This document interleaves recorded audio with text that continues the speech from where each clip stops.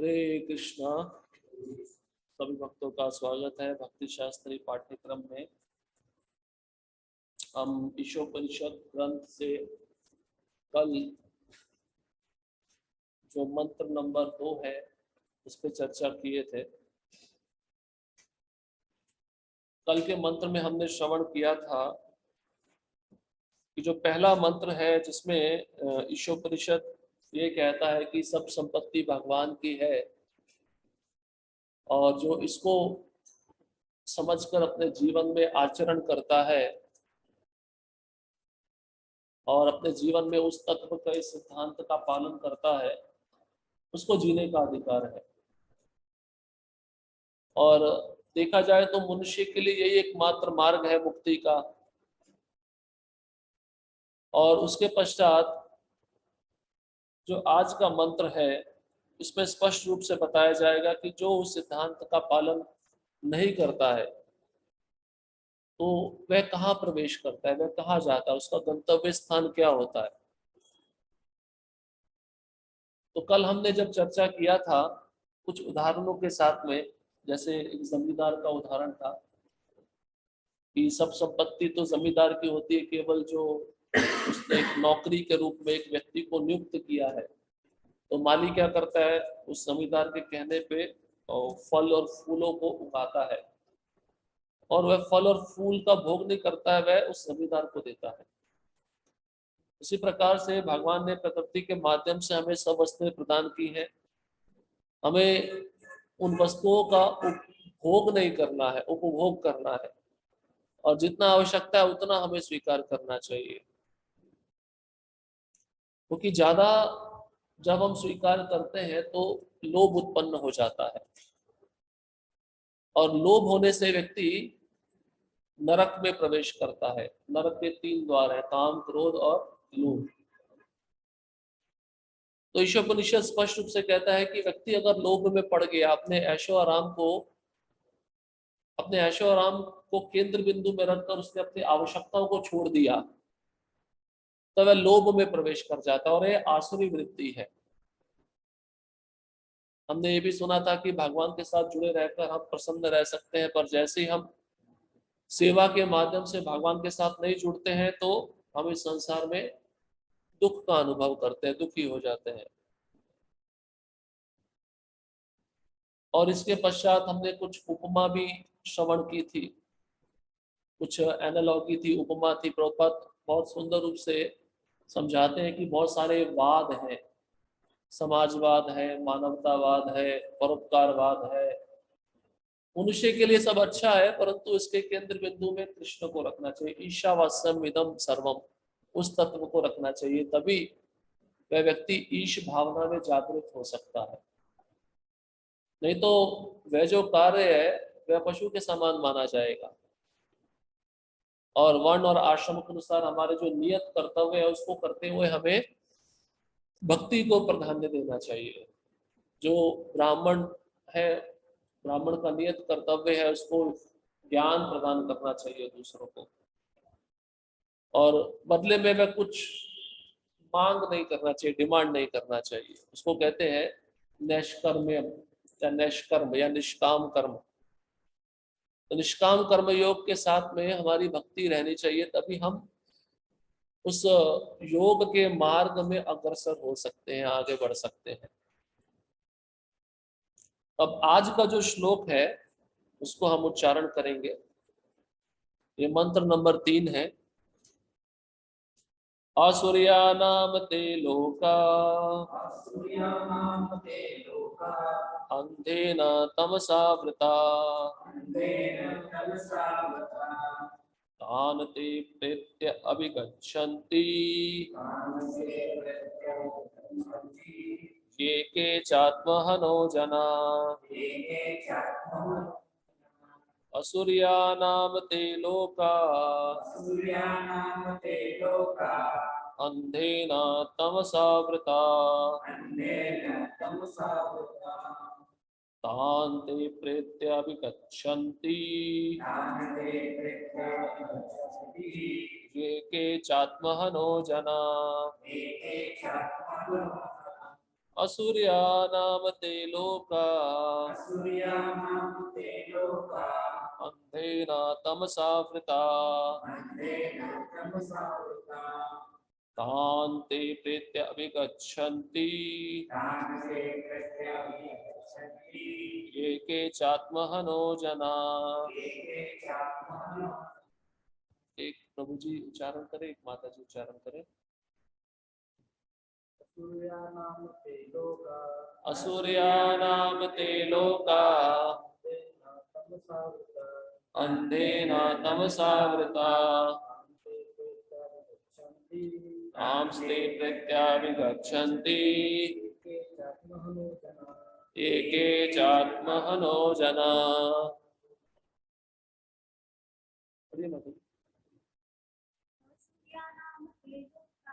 असुर्यानाम ते लोका अंधेन तमसावृता तांस्ते प्रत्याभिगच्छन्ति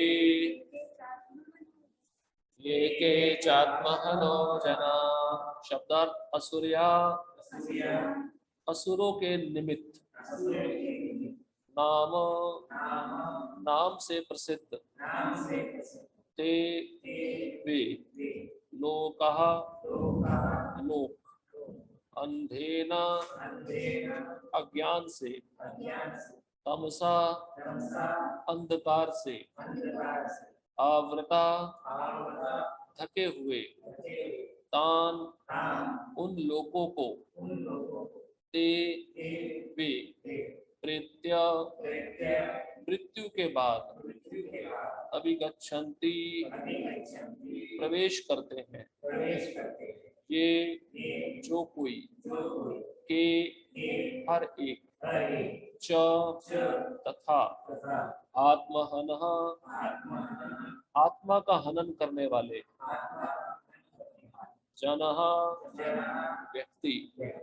अनुवाद और तात्पर्य। डिवाइन ग्रेस एसी भक्ति वेदांत स्वामी शील प्रभुपाद द्वारा शील प्रभुपाद की जय।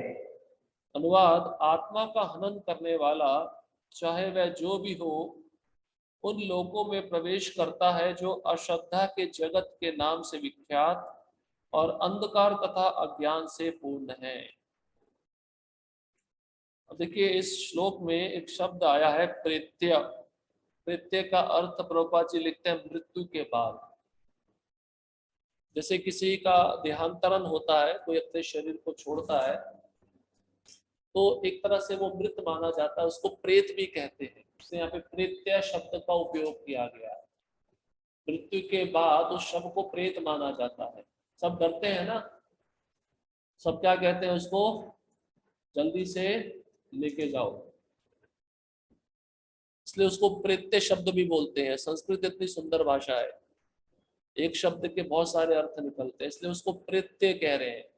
प्रेत्य मतलब मृत्यु के पश्चात उसको प्रेत माना जाता है। उसको कोई घर में रखना नहीं चाहता, उसे छुटकारा पाना चाहता है। और जब वो प्रेत्य नहीं होता है, जीवित रहता है, तो सब उससे प्रेम करते हैं, और मृत्यु के पश्चात वो प्रेत बन जाता है। इस संसार का द्वंद्व इसी पे आधारित है, जन्म तथा मृत्यु। अब पूर्व के श्लोक में अगर हमने ध्यान पूर्वक श्रवण किया होगा तो प्रभुपाद जी कहते हैं कि जो जन्म मृत्यु का चक्र है, हम इसमें घूम रहे हैं। और पशुओं के लिए तो ये विकास का चक्र है।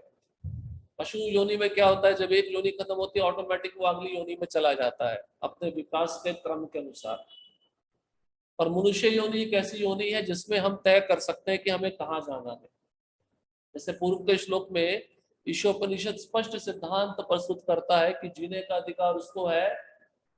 100 वर्ष तक कौन जी सकता है जो इस सिद्धांत का पालन करता है कि सब वस्तु भगवान की संपत्ति है, और मेरे भाग्य में जो लिखा है उसको मैं स्वीकार करूंगा। उसको जीने का अधिकार है, वो ज्ञान से जी रहा है। अगर ऐसा ज्ञान व्यक्ति को नहीं होगा तो फिर किस श्रेणी में माना जाएगा, वो अज्ञान में।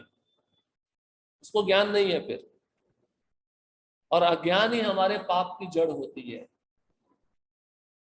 अज्ञान के कारण ही हम पाप करते हैं, हम भौतिक इच्छाएं रखते हैं, और अज्ञान के कारण ही हमें 84 लाख जन्मों में प्रवेश करना पड़ता है। अब आज के श्लोक में कहते हैं कि आत्मा का हनन करने वाला।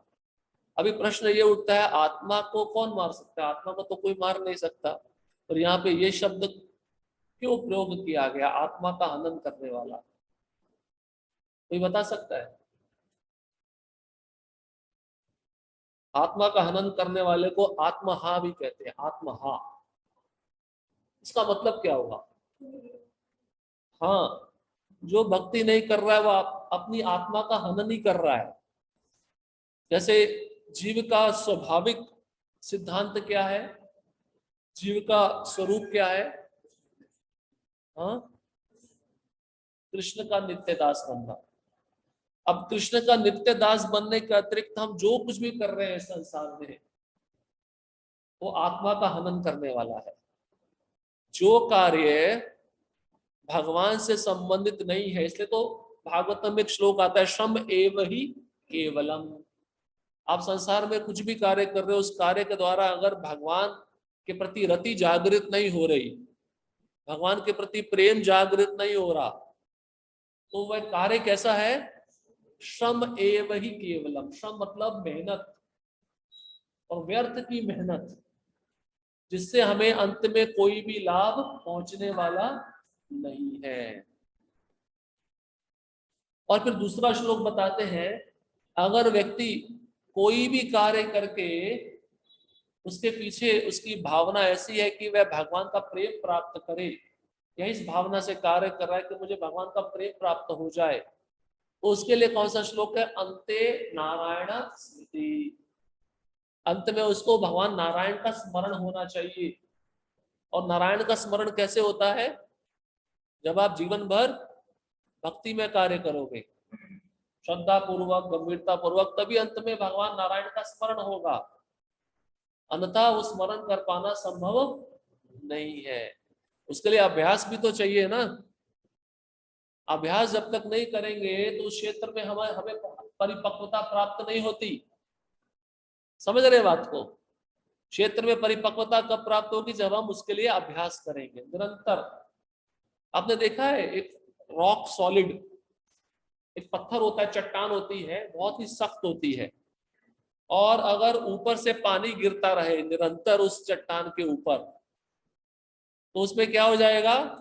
छेद हो जाएगा। लगभग पानी को 15-20 साल निरंतर गिरते रहना पड़ेगा, छेद हो जाएगा नहीं हो जाएगा? अब ये तो जल है, लिक्विड है, और वो पत्थर सॉलिड है। तो पानी में इतना शक्ति है कि निरंतर गिरने से उसमें वो छिद्र पैदा कर सकता है। तो जब एक लिक्विड तत्व जड़ तत्व में एक छिद्र पैदा कर सकता है, तो आप सोचिए, अगर हम निरंतर भगवान का स्मरण करेंगे, जो आध्यात्मिक है, जो दिव्य है, जिनका नाम चिंतामणि है, तो अंत में हमें भगवान का नाम स्मरण क्यों नहीं आएगा? और वो नाम स्मरण भी भगवान की कृपा से आएगा। हम ऐसा हट मान के बैठे कि मैं भगवान को अंतिम समय में याद कर लूंगा, वो संभव नहीं है। क्योंकि अंतिम समय में तो शरीर का दशा बहुत भयावह होता है, शरीर साथ देता नहीं है, और इंद्रियां कार्य करना बंद कर देती है, आंख से ठीक से दिखता नहीं है, कानों से ठीक से सुनाई नहीं देता।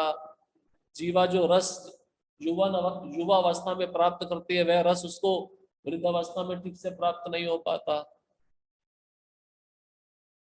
तो इस प्रकार से निरंतर कृष्ण का स्मरण करना कितना आवश्यक है। और एक शब्द इस श्लोक में आया है, तमसावृता। तमसावृता मतलब क्या है? तमस मतलब क्या होता है? अंधकार। अभी जो वर्तमान युग चल रहा है, कलयुग, इसमें ज्यादातर लोग किस गुण में रहते हैं? रजोगुण और तमोगुण। अधिकतर तमोगुण में है। तमोगुण मतलब तमस, अंधकार। अंधकार क्यों बोला गया? क्योंकि उनको अपने जीवन का उद्देश्य पता नहीं है। मनुष्य शरीर मिल गया, अभी मनुष्य शरीर को हमें भगवान की सेवा में लगाकर भगवत धाम लेके जाना चाहिए, वैकुंठ जगत में लेके जाना चाहिए। पर लोग वो कार्य को ना करके क्या करते हैं? तमस का कार्य ज्यादा करते हैं। प्रभुपाद जी कहते हैं, नरक जाने में बहुत खर्चा है। और वैकुंठ जाने में कोई खर्चा नहीं है। कैसे? नरक जाना है तो आपको शराब खाने जाना पड़ेगा, शराब खरीदनी पड़ेगी, मांस भक्षण खरीद मांस भक्षण करना पड़ेगा, पैसा खर्च करना पड़ेगा, नहीं करना पड़ेगा। और गोलोक या वैकुंठ जाना तो महामंत्र का जप करना, उसमें कोई पैसा लगता नहीं है। और फिर भी व्यक्ति पैसा खर्च करके नरक जाने के लिए तैयार है। इसलिए नरक को यहाँ पे कहा गया तमसा आवृता, वो तमस से आवृत है, ढका हुआ है, वहां पे सूर्य की रोशनी नहीं जाती।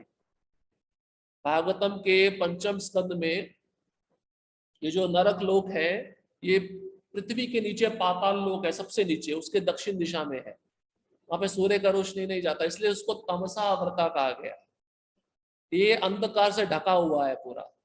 और जो जीव अंधकार में ही रहना चाहते हैं, पाप ही करना चाहते हैं, उनको इसी लोक में भेजा जाता है। जैसे अजामिल ब्राह्मण कुल में जन्मा था, पर जब वेश्या का संग करने लगा तो अपहरण करता था, चोरी करता था और खून भी करता था। तो इसको ऐसे कार्य जो तमस से आवृत है, ऐसे लोगों को इस स्थान पे लेकर जाया जाता है और यमदूत उनको अच्छे से दंड देते हैं।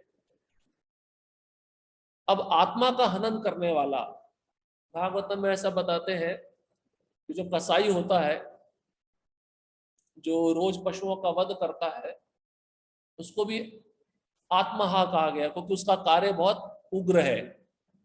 परंतु ऐसा व्यक्ति जो दिखने में आपको बहुत अच्छा दिख रहा है, सुंदर है, पढ़ा लिखा है, परंतु भक्त नहीं है, उसको भी शास्त्र आत्महा कहता है।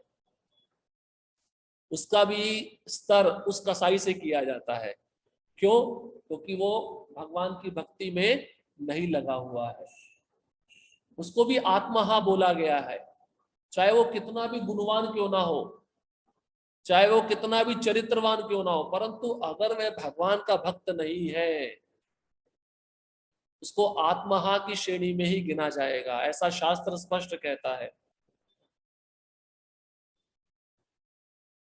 देखिए, इस संसार में व्यक्ति इंद्र तृप्ति दो प्रकार से प्राप्त करता है, एक पैसे से और एक इंद्रियों से। ठीक है? पैसा ज्यादा आएगा, धन ज्यादा आएगा तो उसको गलत कार्य में लगाएगा। ठीक है? अब उसको ये पता नहीं है, अगर मैंने 2 नंबर तरीके से पैसा लिया है, उसका परिणाम क्या होता है। उसको भय रहता है कि मेरा पैसा कहीं चोरी ना हो जाए, और उसको डर रहता है कि मैं पुलिस के द्वारा पकड़ा ना जाऊं। अब यहाँ पे भी उसको दंड मिलने वाला है, पकड़ा गया तो जेल में रखा जाएगा, और मृत्यु के बाद भी यमराज के दूत उसको दंड देने वाले हैं। दोनों प्रकार से वो फंसा हुआ है, और ऊपर से चिंता भी है, भय भी है। तो ऐसे व्यक्ति को तमसावृता कहा गया है, आत्महा कहा गया है। और दूसरा तरीका है इंद्र तृप्ति प्राप्त करने का इंद्रियों के माध्यम से। जैसे हमें ज्ञान इंद्रियां दी गई है, तो हम आंखों से बहुत अच्छा देखना चाहते हैं, कानों से भगवान की कथा न सुनकर ऐसे शब्दों को सुनना चाहते हैं जो भौतिक जगत से संबंधित है, जीवा को वो रस देना चाहते हैं जो भगवान को अर्पित नहीं किया गया। तो ऐसे व्यक्ति को भी आत्महा कहा गया, क्योंकि उसने अपनी इंद्रियों का उपयोग किसमें लगाया है, भौतिक जगत के विषयों में लगाया है। इसलिए ये एक माध्यम है इंद्र तृप्ति प्राप्त करने का। व्यक्ति के पास जब धन नहीं होता तो वह अपनी इंद्र तृप्ति इंद्रियों के द्वारा करता है, और इसी कारण से वो इस संसार में फंस जाता है। पिछले श्लोक में हमने सुना कर्म बंधन, वो अपने बंधन में फंस जाता है। जैसे मकड़ी का जाल देखा है आपने, वो मकड़ी का जो जाल होता है, मकड़ी कितने अच्छे तरीके से उसको बनाती है, और सेंटर में रह के चारों तरफ देखती रहती है, और कोई भी मच्छर या छोटा सा कीड़ा उसमें आके चिपक जाता है तो बाहर नहीं निकल पाता। जितना भी वो निकलने का प्रयास करता है, वो और फंसता जाता है। हमारी दशा ऐसी ही है, हम इस संसार में तो आ गए, घर तो बना लिया, पर बाहर जाने का रास्ता नहीं बना पा रहे, बाहर निकलने का रास्ता नहीं बना पा रहे। और अपने कर्म के बंधन में हम और उलझते जा रहे हैं, और उसी कर्म बंधन में हमें 84 लाख योनि में प्रवेश करना पड़ता है। ठीक है, अब प्रभुपाद जी के तात्पर्य पे आते हैं, तात्पर्य पढ़ेंगे।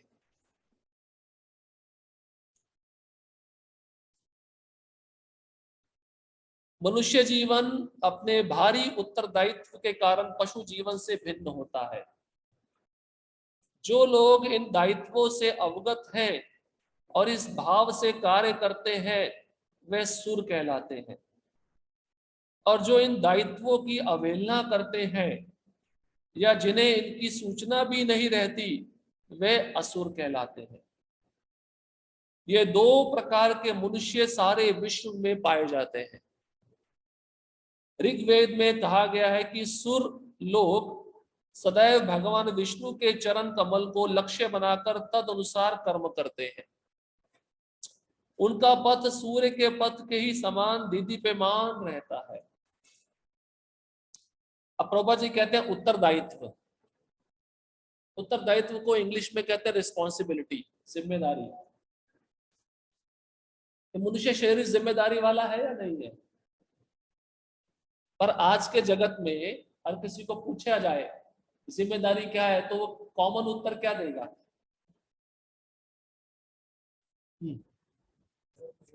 हाँ,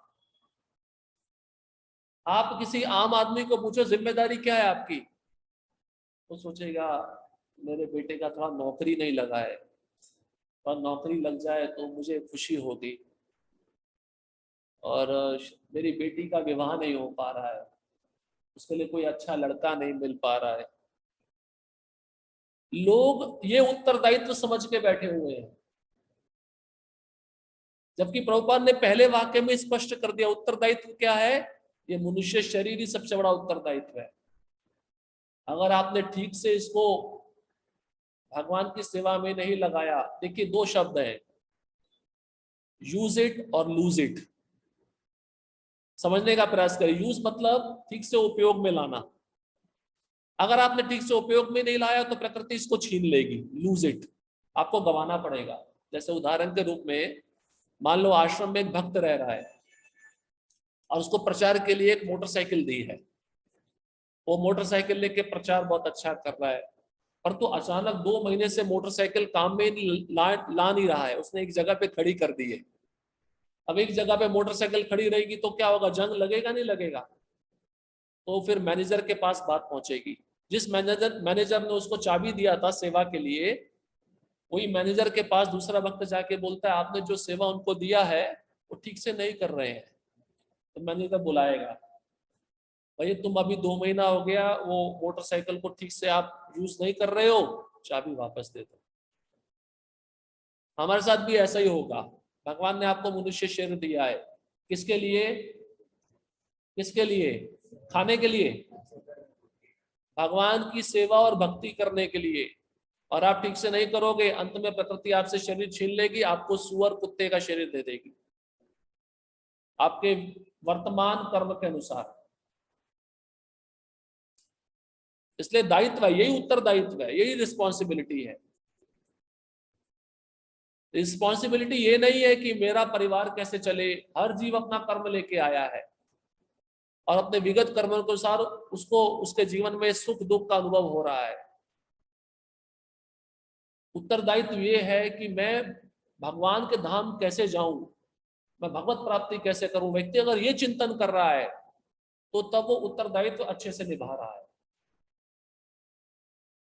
कल भी आपको बताया best use of bad bargain, एक गलत वस्तु का ठीक से उपयोग करना।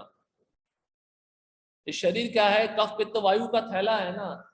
इसमें क्या है? मल मूत्र कफ हड्डी मज्जा मांस रक्त पीप, ये सब भरा पड़ा है, और हम इसको देख के बहुत आकर्षित हो जाते हैं। स्त्री पुरुष को देख के आकर्षित होती है, पुरुष स्त्री को देख के आकर्षित होता है। संसार में यही हथकड़ी है सबसे बड़ी जो भगवान ने बनाई है। आकर्षण निर्माण हो, संसार बढ़े और जीव इसी में फंस के रह जाए। अगर वही पति पत्नी अपने केंद्र बिंदु में भगवान की सेवा को रख दे, तब तो एक दूसरे के प्रति आकर्षण का निर्माण ही नहीं होगा।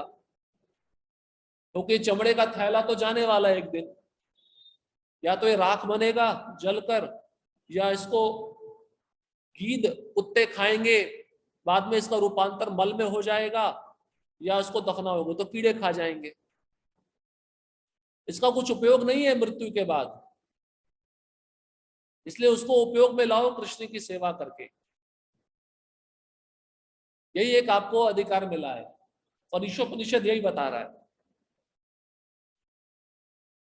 इसलिए प्रभुपाद जी पहले तात्पर्य में, पहले पैराग्राफ में बताएं सुर और असुर। सुर कौन होते हैं? देवता, जो सदैव भगवान की आज्ञा का पालन करते हैं। और असुर कौन होते हैं? जो भगवान की आज्ञा का पालन नहीं करते, अवहेलना करते हैं। और प्रभुपाद जी कहते हैं किसी भी देश में चले जाओ, ये दो प्रकार के लोग ही आपको पाए जाएंगे, सुर असुर। सुर मतलब देवता या भक्त जो विष्णु के संरक्षण में है, विष्णु के चरण कमलों का आश्रय लिए हुए हैं।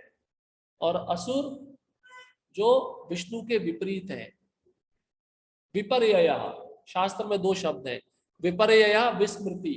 विपर्यया मतलब बहिर्मुख होना, भगवान की तरफ नहीं देखना, और विस्मृति मतलब भगवान को भूल जाना। जीव इन्हीं दो चीजों में पड़ा हुआ है,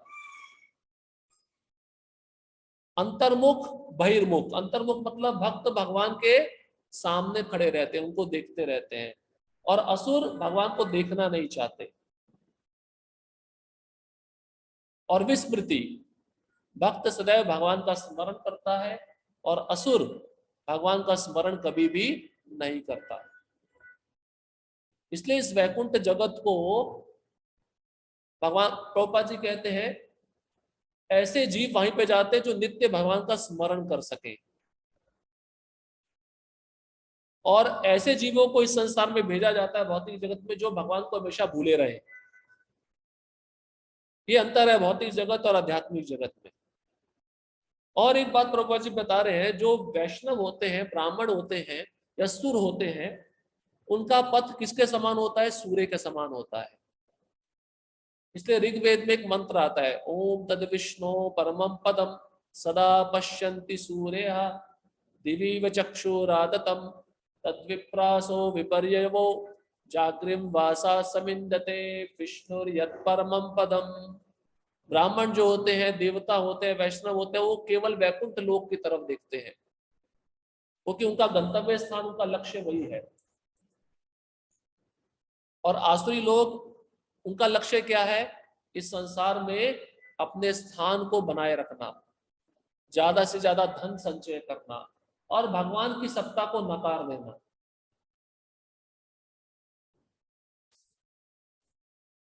देखिए, इस संसार में जो इंद्र तृप्ति है ना, ये हमको फंसा के रखी हुई है। एक उदाहरण आपको बताते हैं।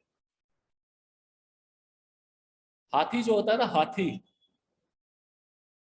हाथी को जंगल में घास भरपूर है खाने के लिए, खाने की कोई कमी नहीं है।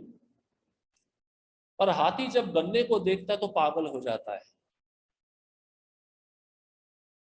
अब हाथी जब गन्ने को देख लिया तो उसकी इच्छा हुई मुझे गन्ना खाना है, मुझे जंगल की घास नहीं खानी। परंतु तो समस्या एक थी, वो हाथी ने देखा वो जो गन्ने का खेत है ना, उसके चारों तरफ लोहे की फेंसिंग लगी है, बाड़ लगी हुई है, तारे लगी हुई है नोकीली। अब उसको गन्ना तो खाना है कैसे भी करके, तो वो उस तार को तोड़ने लगा। तोड़ते समय तार तो नहीं टूट रही, थोड़ी बेंड हो रही है, टूट नहीं रही है, और उसमें तार में नुकीले लोहे के कील लगे हुए हैं, और उस हाथी को चुभ रहे हैं, पर उसको आनंद आ रहा है। मुझे ये खून निकालना ज्यादा अच्छा है। इसके पीछे हेतु क्या है? गन्ने का जूस। वो अपना सूंड रगड़ रहा है, पर बाढ़ टूट नहीं रही है। अच्छा, उसने आगे से प्रयास किया तो आगे से उसकी सूंड से रक्त निकलने लगा। अब उसने सोचा चलो पीछे से प्रयास करता हूं। हम सबकी दशा इस संसार में यही है। अब पीछे से वो हिला रहा है, टूट नहीं रहा, हो रहा, बेंड हो रहा है। अब पीछे से भी उसको रक्त निकलने लगा, कैसे भी करके मुझे गन्ना खाना है। व्यक्ति इंद्र तृप्ति के लिए कठोर श्रम करने के लिए तैयार है। आप ये सोचो, अगर आप इस संसार में भौतिक आनंद चाहते हो तो उस भौतिक आनंद के साथ पीड़ा भी मिली हुई है। आपको इस संसार में खाली भौतिक आनंद नहीं मिलेगा, उसके साथ में पीड़ा भी मिलेगी। जैसे हाथी को मिल रही है, गन्ने का जूस तो लेना है, गन्ना तो खाना है, परंतु रक्त के साथ बहा के खाना है। जबकि घास कहीं भी उपलब्ध है। तो ये हो गया अपनी वास्तविक स्थिति से परे जाकर कार्य करना। जो भी हम बता रहे थे ना, आत्मा, हाँ, मेरी वास्तविक स्थिति है, मैं कृष्ण का दास हूं, मैं कृष्ण का अंश हूं, पर उसको भूल कर मैं इंद्र तृप्ति करना चाहता हूं। उसी प्रकार से हाथी कर रहा है। जंगल में घास उपलब्ध है, पर घास से उसका पेट भर सकता है, उसको छोड़ के उसको गन्ना चाहिए। अब दूसरा उदाहरण, अब उसने रक्त तो निकाल लिया अपने शरीर से, वो जो बाड़ थी, फेंसिंग थी लोहे की तारों की, वो बेंड हो गई। अब शेर ने देखा, शेर एक बूढ़ा शेर था, सोचा मैं बूढ़ा हो गया हूं, भाग तो ज्यादा सकता नहीं हूं। हिरन बहुत तेज भागता है, हिरन के पीछे बूढ़ा शेर भाग नहीं सकता है, क्योंकि अगर उसको भी भागना है तो उसको भी शक्ति ज्यादा लगानी पड़ेगी। उसने सोचा कितना अच्छा है, ये जो फेंसिंग है ये डाउन हो गई है, मैं कूद के अंदर जाता हूं और गांव था अंदर, कूद के किसी मनुष्य को पकड़ के खा लेता हूं। और शेर जैसे ही इस उद्देश्य से कूद के अंदर गया, आपने देखा होगा जब शहर के अंदर शेर घुस आता है तो शहर के लोग उसके साथ क्या करते हैं, क्या करते हैं, मार देते हैं उसको, जिंदा नहीं रखते उसको, क्योंकि जिंदा रहेगा तो घातक है, उसको मार देते हैं। तो एक व्यक्ति को खाने के चक्कर में शेर ने अपनी जान गंवा दी। यही हमारे साथ है, हमें एक विषय में इंद्र तृप्ति नहीं मिलती, रुचि नहीं मिलती, हम दूसरे के पास जाते हैं और वो दूसरा इंद्रिय विषय हमारी मृत्यु का कारण बन जाता है। जैसे भागवतम में 5 उदाहरण दिए हैं 5 इंद्रिय विषयों के, उसमें से आप एक उदाहरण मछली का भी ले लो। मछली को जल के नीचे समुद्र में सब कुछ उपलब्ध है खाने के लिए, पर वो देखती है कि एक कांटा है, कांटे के अंदर अन्न चिपका हुआ है या मांस का टुकड़ा चिपका हुआ है, वो मुझे ज्यादा अच्छा लग रहा है। जैसे मछली उसको खाने के लिए जाती है, क्या होता है, वो कांटे में फंस जाती है, हुक के अंदर फंस के यहां तक खत्म हो जाती है। मतलब अपना वास्तविक स्थिति को छोड़कर वहां चली गई। इसको कहते हैं लोभ, ग्रीड। उस हाथी के अंदर भी लोभ है, शेर के अंदर भी लोभ है और मछली के अंदर भी लोभ है। इसलिए ईशोपनिषद कहता है जितना आपको उपलब्ध है उससे संतुष्ट रहो। अगर आप अपने संपत्ति से संतुष्ट नहीं हो और दूसरे की संपत्ति का हरण करने जा रहे हो तो आपका परिणाम यही होगा।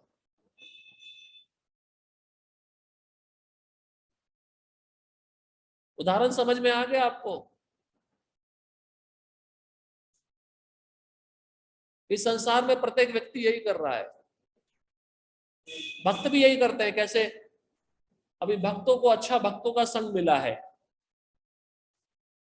और नौकरी भी अच्छी है, उस नौकरी से घर का गुजारा चल रहा है। अचानक से एक ऑफर आता है डबल पैसे का, तो भक्त सोचता है भक्तों का संग मेरे लिए इतना महत्वपूर्ण नहीं है जितना पैसा महत्वपूर्ण है, चलो दूर जाकर पैसा कमाना ज्यादा अच्छा है। तो वो क्या करता है, वो भक्तों के संग को छोड़ के दूर चला जाता है। अब दूर गया, भक्तों का संग तो उपलब्ध नहीं है, पैसा तो है, वो पैसे से क्या करेगा। और कुछ समय के बाद जब भक्तों का संग नहीं मिलता तो क्या अंदर प्रवेश करता है, काम, क्रोध, लोभ, यही प्रवेश करता है और धीरे धीरे वह भगवान को भूल जाता है। इसलिए चैतन्य महाप्रभु कहते हैं जहां पे भी हो, जिस वर्ण में हो, जिस आश्रम में हो, उसी में स्थित रहो और भक्तों का संग करो और भगवान के विषय में श्रवण करो। सुर और असुर, देखो दो शब्द हैं, एक होता है वर्ड, एक होता है स्वॉर्ड। वर्ड मतलब WORD, इसका मतलब क्या हुआ? शास्त्र। और स्वॉर्ड SWORD, एस का अंतर है शस्त्र। आप अगर शास्त्र को फॉलो करोगे तो भगवान के निरीक्षण में रहोगे, और जहां आपने शास्त्र के शब्दों को फॉलो नहीं किया तो आपके लिए दंड तैयार है, शस्त्र तैयार है। Word, sword. इसलिए जो लोग, ये असुर होते हैं जो शास्त्र का अनुगमन नहीं करते, अनुसरण नहीं करते, इसलिए उनको दंड मिलता है। और ऐसे लोग कहां जाते हैं? तमसावृता, नरक लोक में जाते हैं, जो इस सिद्धांत को नहीं मानते कि भगवान हर वस्तु के मालिक हैं, चाहे वो जड़ हो या चेतन हो। भगवत गीता के 16वें अध्याय में पूरा अध्याय है दैवी तथा आसुरी संपदा, आगे पढ़ेंगे हम। उसमें भगवान असुरों के लक्षण बताते हैं डिटेल में। जो असुर होते हैं उनका कार्य कैसा होता है, उनके विचार कैसे होते हैं। अब अगले श्लोक पे, अगले पैराग्राफ पे आते हैं। बुद्धिमान मनुष्यों को सदैव स्मरण रखना चाहिए कि यह विशेष शरीर लाखों वर्षों के विकास तथा दीर्घकालीन देहांतरण के फल स्वरूप प्राप्त होता है। कभी कभी इस भौतिक जगत की तुलना एक समुद्र से की जाती है और इस मानव शरीर की तुलना एक सुदृढ़ नाव से की जाती है, जो इस समुद्र को पार करने के लिए विशेष रूप से कल्पित की गई है। देखिए, समझिए, बहुत महत्वपूर्ण है। वैदिक शास्त्रों तथा आचार्यों की तुलना पटु नाविकों से की जाती है। मानव शरीर की सुविधाओं की तुलना अनुकूल मंद समीर से की जाती है, जो नाव को सरलता से इच्छित लक्ष्य तक खेकर ले जाने में सहायक होती है। यदि इन समस्त सुविधाओं के होते हुए भी कोई मनुष्य अपने जीवन का उपयोग आत्म साक्षात्कार के लिए नहीं कर पाता, तो उसे आत्महा अर्थात आत्मा का हनन करने वाला समझना चाहिए। श्री ईशोपनिषद स्पष्ट रूप से चेतावनी देती है कि आत्मा का हत्यारा अज्ञान के गहनतम अंधकार में प्रवेश करके सदा दुख भोगता रहता है।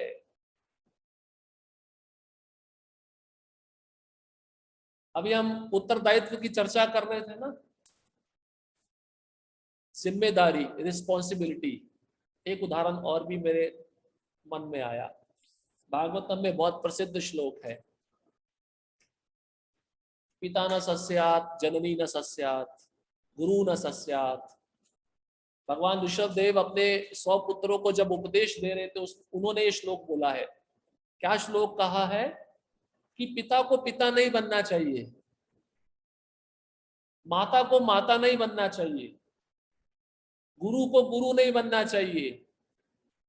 क्यों, ऐसा क्यों कहा जा रहा है? क्योंकि उस पे आश्रित जो जीव है, जब तक वह उसका जन्म मृत्यु के चक्र से उद्धार नहीं करते, तब तक उसको गुरु भी बनने का अधिकार नहीं है, ना मां बनने का अधिकार है, ना पिता बनने का अधिकार है। ये जिम्मेदारी है या नहीं है? आप गृहस्थ आश्रम में आ जाते हो, विवाह कर लेते हो, बहुत आनंद आता है, पर बच्चे पैदा करते हो तो बच्चों को कभी भक्ति में लगाते हो? तो शास्त्र तो ये बोल रहा है बच्चे पैदा मत करो अगर आप उनको भक्त नहीं बना सकते। जिम्मेदारी है या नहीं है? क्यों? क्योंकि वे आप पे आश्रित है। प्रभुपाद जी बोलते हैं राजा, गुरु और माता पिता, इनका समाज में बहुत बड़ा उत्तरदायित्व है, रिस्पॉन्सिबिलिटी है। क्यों? क्योंकि माता पिता पे बच्चे आश्रित रहते हैं, इसलिए माता पिता का कर्तव्य है बच्चों को भक्त बनाना। इसलिए प्रहलाद महाराज भागवतम में क्या कहे? कौमारम आचरित प्राज्ञो धर्मान भागवता निहा। 5 वर्ष की आयु में उनको भक्ति सिखानी चाहिए। 5 वर्ष की आयु में भक्ति नहीं सिखाई, युवा अवस्था में भक्ति नहीं हुई, तो वृद्ध अवस्था में तो होगी नहीं, और अंतिम में भगवान का स्मरण होगा ही नहीं। भाई कुम्हार जब घड़ा बनाता है, शुरुआत में उसका आकार बदल सकता है ना, जब घड़ा पूरा बन जाएगा तब आकार तो नहीं बदला जा सकता। उसी प्रकार छोटे बच्चे का जीवन होता है, इसलिए माता पिता का कर्तव्य है उसको अच्छे संस्कार देना, उसको मंदिर लेके आना, उसको प्रणाम करना सिखाना, उसको जप करना सिखाना। क्यों? क्योंकि वो आप पे आश्रित है। और फिर पति भी नहीं बनना चाहिए शादी करके, क्योंकि पति पे पत्नी आश्रित रहती है। अब पति पत्नी से तो सारी सेवा लेता रहता है, पर बदले में कुछ उसको देता है, आध्यात्मिक ज्ञान देता है? नहीं देता। ये शास्त्र के विरुद्ध कार्य है, ये भी आत्मा है, आत्मा का हनन करने वाला व्यक्ति है। जिम्मेदारी है या नहीं है? और हम जिम्मेदारी क्या सोच के बैठे, मेरा घर कब बनेगा, मेरे बच्चों का शादी कब होगा, मेरे बच्चा अमेरिका में कब सेटल होगा, ये हमारा उत्तरदायित्व है। ये हमारा उत्तरदायित्व नहीं है। हमारा उत्तरदायित्व है जो हम पे आश्रित है उसको हम कैसे जन्म मृत्यु के चक्र से मुक्त करें। गुरु नहीं बनना चाहिए, गुरु पे सारे शिष्य आश्रित रहते हैं। दीक्षा के समय गुरु शिष्यों का सारा पाप कर्म लेते हैं। अगर गुरु अच्छे से शिक्षा नहीं दे रहा है अपने शिष्य को, भगवत भक्ति नहीं सिखा रहा है, तो गुरु भी नरक में जाएगा। आजकल देख रहे हो ना कलयुग की अवस्था, गुरु कैसे मिलते हैं। इसलिए प्रहलाद महाराज बोलते हैं, अंधा यथा अंधे उपनीय माना। एक अंधा व्यक्ति 1000 व्यक्तियों को लेके जा रहा है। कहाँ लेके जा रहा है? खड्डे में लेके जा रहा है। उसको स्वयं तो रास्ता पता नहीं है क्योंकि अंधा है, और दूसरे उसको फॉलो कर रहे हैं। जहां वो गिरेगा सारे उसके साथ जाके गिरेंगे। बहुत सारे उदाहरण हैं। इसलिए पति का कर्तव्य पत्नी को आध्यात्मिक शिक्षा देना, और पत्नी का कर्तव्य पति की आज्ञा का पालन करना। और राजा पे प्रजा आश्रित रहती है, इसलिए राजा पहले कैसे होते थे? राज ऋषि कहलाते थे। उनको पता था मनुष्य जीवन बहुत बड़ा उत्तरदायित्व है, इसलिए वे अपनी प्रजा को वर्ण और आश्रम का कार्य करने देते थे, पर साथ ही साथ उनको भक्ति का मार्गदर्शन करते थे।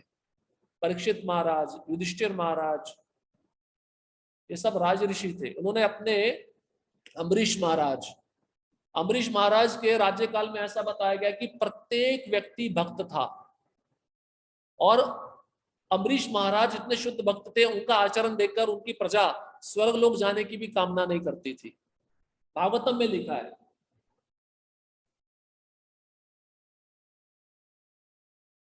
ये होता है राजा, ये होते हैं माता पिता, और ये होता है गुरु, सबसे बड़ा उत्तरदायित्व। अब इस पैराग्राफ में प्रभुपाद जी कहते हैं, देखिए बारंबार प्रभुपाद जी एक लाइन को दोहरा रहे हैं। बुद्धिमान मनुष्य को सदैव याद रखना चाहिए कि लाखों वर्षों के बाद ये मनुष्य शरीर मिला है। हम भूल जाते हैं ना, माता के गर्भ में कितनी यातना सहन की, पर बाहर आते ही भूल गए, माया ने भुला दिया। मृत्यु के समय कितना कष्ट भोगना पड़ेगा, हम भूल जाते हैं। ये माया इतनी प्रबल है कि जो 4 प्रकार का दुख है, जन्म मृत्यु जरा व्याधि, ये हमको भुला देती है। और हम सोचते हैं कि ये संसार हमारा है, हम सदैव इसमें रहेंगे और कभी भी हमारी मृत्यु नहीं होगी। इसलिए प्रभुपाद जी कह रहे हैं, इस बात को हमेशा याद रखना चाहिए। लाखों लाखों जन्मों के बाद आपको मनुष्य शरीर मिला है। अगर आपने इसको गवा दिया, फिर दोबारा लाखों लाखों जन्म में प्रवेश करना पड़ेगा। कौन कौन से शरीर मिलेंगे? कई कई शरीर तो ऐसे जो हमने देखे भी नहीं है। कल हम चर्चा कर रहे थे ना कि मान लो कोई पशु के शरीर में चला जाए, उसको कितनी वेदना है। आपने डॉल्फिन का नाम सुना? डॉल्फिन, डॉल्फिन पता है क्या करती है? मैं पहली बार सुना तो मुझे भी आश्चर्य लगा। उसकी 2 आंखें होती हैं, वो एक आंख बंद करके समुद्र में सोती है और एक आंख खोल के अपना रक्षण करती है कि मेरे पे कोई आक्रमण ना करे। मतलब वो ठीक से सो भी नहीं सकती। ये पशु शरीर है। आप तो फिर भी सो सकते हो ना, अपने घर का कुंडी अंदर से लगा सकते हो, कोई चोर ना आ जाए, मेरे पे कोई हमला ना कर दे। और जो पशु योनि में है उनको कितना भय है देखो। 2 आंख है, एक आंख वो बंद करके सोती है और एक आंख से अपना रक्षण करती है, देखती रहती है कोई मेरे पे आक्रमण ना कर दे।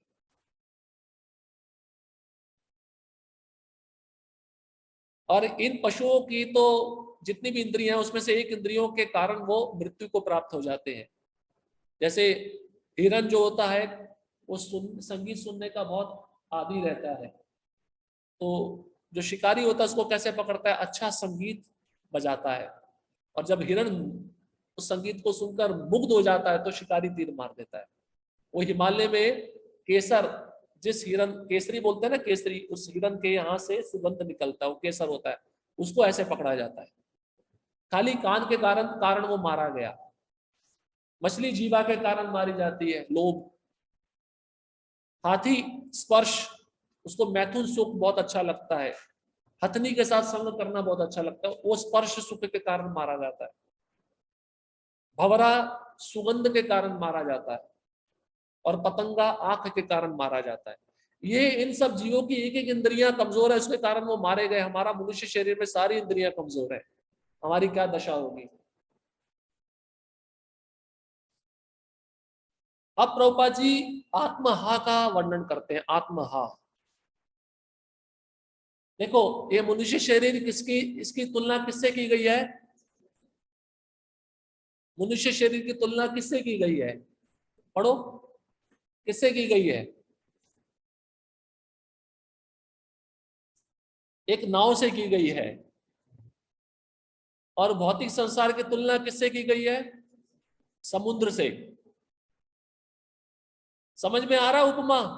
भौतिक संसार समुद्र है, हम एक नाव है।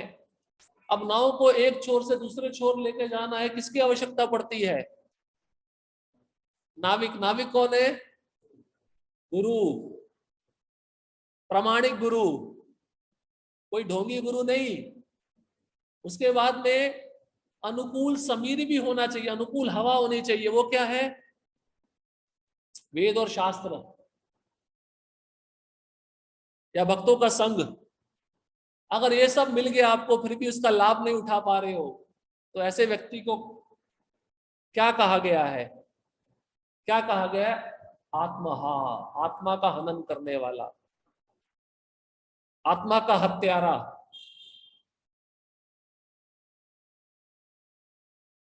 है या नहीं है?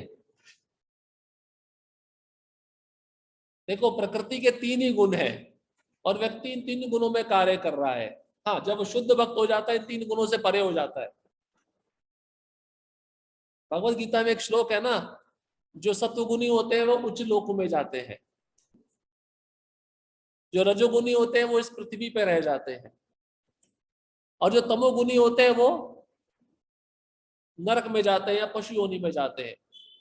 जगन्य गुण वृत्तिस्ता अदो गच्छति तामसा। अब मैं बहुत आश्चर्य लगा, ये जो शब्द है जगन्य, जगन्य का मतलब है जनेन्द्रियां। आचार्य बोलते हैं जब व्यक्ति ज्यादा जीवा और जनेन्द्रियों का उपयोग करता है, जब कोई पुरुष ज्यादा स्त्री संग करे और ज्यादा खाए, तो उसका गति पशु योनि है। जगन्य गुण वृत्तिस्ता अधोगच्छन्ति तामसा, अधोगति को जाता है। अधोगति मतलब तामसा, या तो उसको नरक भेजा जाएगा या उसको पशु या पक्षी के शरीर में भेजा जाएगा। देखिए भगवान ने 12 सीसीटीवी कैमरा लगा के रखे हैं हमारे ऊपर, पशुओं पे नहीं लगा के रखे। पशुओं पे कर्म बंधन नहीं पड़ता, मनुष्यों पे कर्म बंधन पड़ता है। कौन कौन से 12 सीसीटीवी कैमरा है मनुष्य के ऊपर? सूर्य है जो हमको दिन के समय देख रहा है, हमारा मानसिक व्यवहार, हमारा वाचिक व्यवहार, हमारा शारीरिक व्यवहार कैसा है वो देख रहा है, और जहां गलती हुई वो नोट कर लेगा। सूर्य एक है पर सब मनुष्यों को देख रहा है, उसको भगवान ने कितना शक्ति दिया है। फिर रात के समय कौन देखता है? चंद्रमा देखता है। आप ऐसा मत सोचो रात के समय अंधेरा है मैं कुछ भी कर लूंगा तो कोई देख नहीं रहा है। भगवान ने अपने सीसीटीवी कैमरा सब जगह लगा के रखे हैं। अब ठीक है, सूर्य भी ना देखे, चंद्र भी ना देखे, 10 दिशाएं देख रही हैं। 10 दिशा के सिवा कोई 11वीं दिशा तो नहीं है जिसमें आप भाग के निकल जाओ। उसके बाद में पृथ्वी देख रही है, पृथ्वी से तो हम अलग हो नहीं सकते ना, रहना तो पृथ्वी पे ही है, पृथ्वी देख रही है। उसके बाद में वायु देख रही है, वायु हमारे पूरे शरीर में, वो देख रही है तुम क्या कर रहे हो। जल देख रहा है, जल भी हमारे शरीर में है। ये सब सीसीटीवी कैमरा है भगवान के द्वारा नियुक्त किए गए, जो हम पे नजर रखे हुए हैं। हमारा 24 घंटा वो तय कर रहे हैं तुम क्या कर रहे हो, देख रहे हो। ठीक है, कोई बोले ये सब झूठ है, पर सबसे बड़ा प्रमाण अंदर परमात्मा बैठा है, वो तो देख ही रहा है। आप क्या कर रहे हो वो तो देख ही रहे हैं प्रत्यक्ष। इसलिए जिम्मेदारी वाला जीवन है, इसलिए भगवान ने सीसीटीवी कैमरा लगाया है। भगवान की अपेक्षा है कि ये मनुष्य शरीर प्राप्त किया हुआ जीव भक्ति करके मेरे धाम में आ जाए। पशुओं के लिए वो सीसीटीवी कैमरा नहीं है, वो हमारे लिए है। आप जो कर रहे हो, जो देख रहे हो, जो सोच रहे हो, जो सुन रहे हो, सब रिकॉर्ड हो रहा है। अब किसी शोरूम में जाते हैं, बहुत बड़ा मॉल है, वहां पे सीसीटीवी कैमरे लगे होते हैं। व्यक्ति एक जगह पे बैठकर सब देख लेता है कि ऊपर वाले फ्लोर में वो ग्राहक क्या कर रहा है। ये तो भौतिक यंत्र है, तो भगवान के राज्य में कितने सूक्ष्म यंत्र होंगे, सोचो आप। हम बच नहीं सकते। इसलिए मनुष्य जीवन उत्तरदायित्व वाला जीवन है। भक्ति में सेवा करके यहां से भगवत धाम जाने का तैयारी करना चाहिए। इसलिए ऐसा व्यक्ति जो इन सब सुविधाओं का लाभ नहीं उठाता, उसको क्या कहा गया है? आत्महा, आत्मा का हनन करने वाला। और ये जो श्लोक है ना, ये स्वयं भगवान कृष्ण उद्धव जी को बताए हैं भागवतम के 11वें स्कंद में। भागवतम के 11वें स्कंद में जब निमि महाराज और नव योगेंद्रों का संवाद होता है, उसमें भी एक श्लोक आता है, दुर्लभम मानुषम जन्म देही नाम क्षण भंगुरा तत्रापि दुर्लभम मन्ने वैकुंठ प्रिय दर्शनम। उसमें नव योगेंद्र निमि महाराज को कहते हैं कि दुर्लभम मानुषम जन्म, ये मनुष्य जन्म बहुत दुर्लभ है, बहुत दुर्लभ है, ये आपको प्राप्त हो चुका है। उसके बाद में क्या दुर्लभ है? देही नाम क्षण भंगुरा, किसी भी समय गिर सकता है। ऐसा मत सोचो कि मैं अभी 10 साल और जीऊंगा, 20 साल और जीऊंगा, किसी भी समय गिर सकता है, चुटकी में गिर सकता है। हमें सूचना मिलती है, हमें समाचार मिलता है, हमारा कोई मित्र, हमारा साथी बैठे बैठे चला गया। चला गया मतलब गिर गया। देही नाम क्षणभंगुर है, क्षणभंगुर है, ये शाश्वत नहीं है, क्षणभंगुर है, कुछ सीमित अवस्था के लिए हमको मिला है। और उसमें भी दुर्लभ क्या है? तत्रापि दुर्लभम मन्ने, उसमें भी दुर्लभ क्या है? शुद्ध भक्तों का संग, वैकुंठ प्रिय दर्शनम, ऐसे भक्त जो हमको वैकुंठ में लेके जा सकते हैं, जैसे श्री प्रभुपाद जी, हमारे गुरु महाराज, उनका संग वाणी के द्वारा, वपु के द्वारा, ये सब हम गवा देते हैं तो उसको आत्महा बोला गया है। अब प्रभुपाद जी उस पैराग्राफ की अंतिम लाइन में बोलते हैं, ईशोपनिषद स्पष्ट रूप से चेतावनी देती है कि आत्मा का हत्यारा अज्ञान के गहनतम अंधकार में प्रवेश करके सदा दुख भोगता रहता है। अभी वही बात हो जाती है, आत्मा को तो कोई मार नहीं सकता, यहाँ पे आत्मा का हत्यारा क्यों बोला गया है? आत्मा का मतलब शरीर भी होता है, आत्मा का मतलब इंद्रियां भी होता है, आत्मा का मतलब मन भी होता है, आत्मा के बहुत सारे अर्थ है। तो इस शरीर का उपयोग कोई कृष्ण की सेवा में नहीं कर रहा है, तो उसको कहां जाना पड़ेगा? अज्ञान के गहनतम अंधकार में प्रवेश करना पड़ेगा। ऐसा अंधेरा, ऐसा तमस, जहां पे आपको कुछ भी दिखाई नहीं देगा। आपको ऐसे रूम में छोड़ दिया जाए जहां पे कुछ भी दिख नहीं रहा है, आपको कैसा लगेगा? हाँ, घुटन होगी, और क्या लगेगा? डर लगेगा, नहीं लगेगा? कुछ समय डर लगेगा, क्योंकि प्रकाश ही नहीं है उधर। नरक में उन लोगों को भेजा जाता है जो बहुत पापी होते हैं, वो देख के डर जाते हैं, क्योंकि उधर सूर्य की रोशनी जाती नहीं है। वो रोशनी होती कैसे है? वो जब दूतों के हाथ में मशाल रहती है, उसी से रोशनी आता है। और 28 प्रकार के नरक हैं। अब नरक भी देखने की आवश्यकता नहीं है, इस पृथ्वी पे आप स्वर्ग नरक दोनों देख सकते हो। कैसे? उदाहरण के रूप में आपको समझाते हैं। इस पृथ्वी पे भी स्वर्ग है और नरक भी है। नरक देखना आपको पृथ्वी पे, झुग्गी झोपड़ी में चले जाओ, स्लम एरिया, वहां पे देखो लोग कैसे जीते हैं। एक ही रूम में 10-10 लोग रहेंगे, बिना धोया हुआ कपड़ा पहनेंगे, एक ही जगह पे मलमूत्र त्यागेंगे, एक ही जगह पे खाना खाएंगे। ये नरक नहीं है तो और क्या है या नहीं है?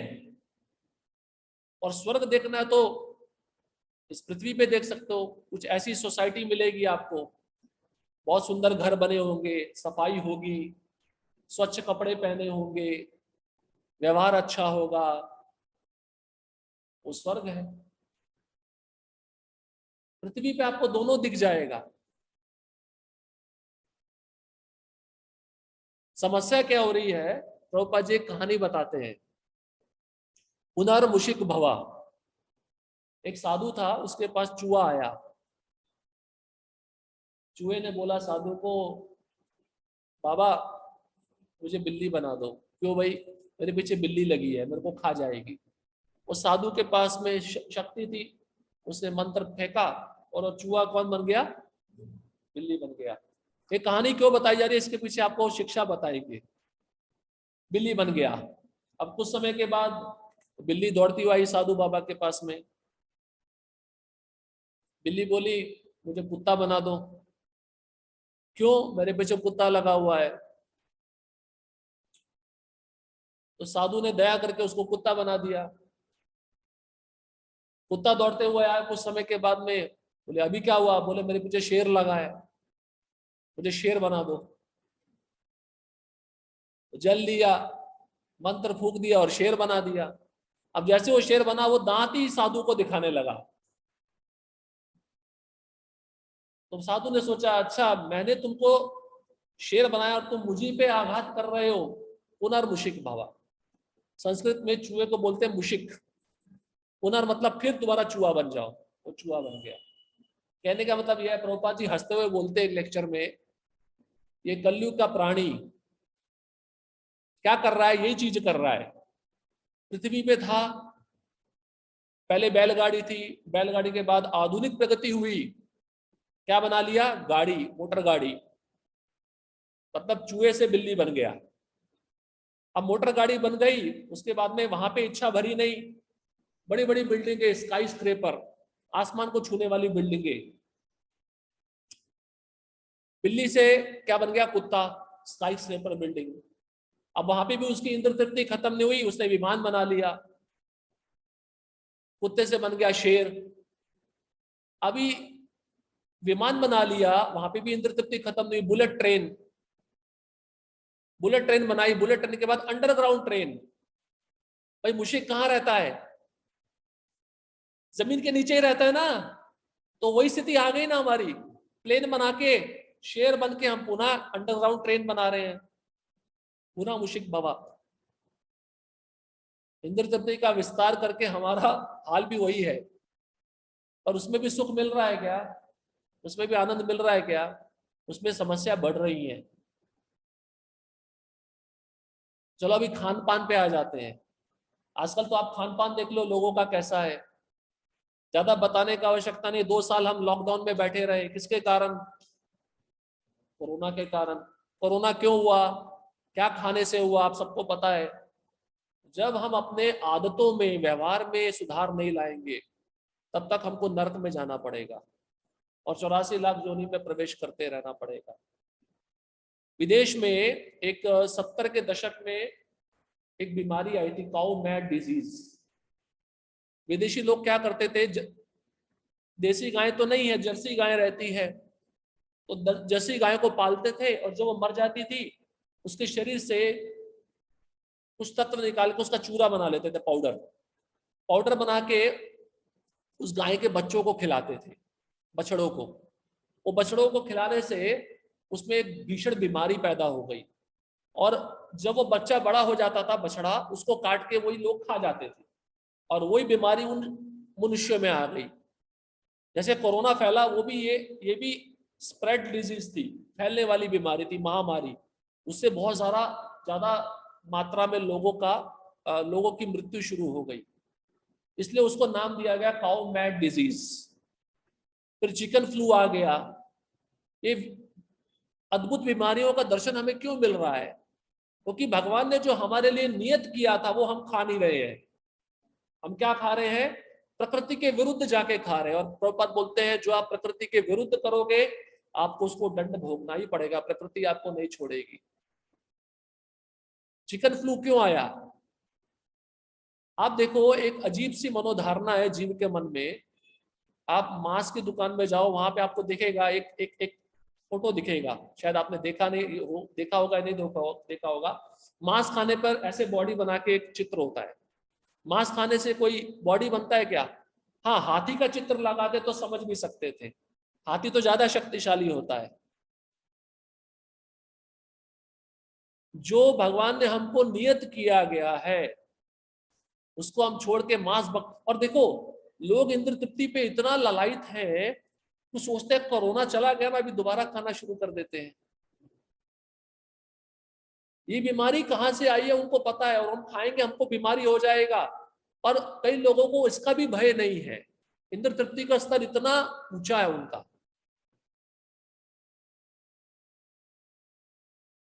अब ऐसे लोग कहां जाएंगे? तमसावृता नरक में उनका स्थान निश्चित है। इसलिए ईशोपनिषद स्पष्ट चेतावनी दे रही है, जब तक व्यक्ति आत्मा का हत्यारा बना रहेगा तब तक उसको अज्ञान के गहनतम अंधकार में प्रवेश करना पड़ेगा। अब नरक में भी अलग अलग नाम है, कुंभी पाक, रौरव, महारौरव। पढ़ लेना आप भागवतम के 5वें स्कंद का 26वां अध्याय। कुंभी पाक एक ऐसा नरक है जहां पे तेल की कढ़ाई है।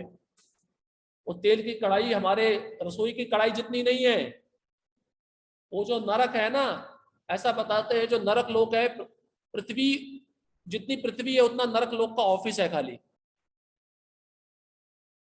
जितनी हमारी पृथ्वी है नरक लोक का उतना ऑफिस है।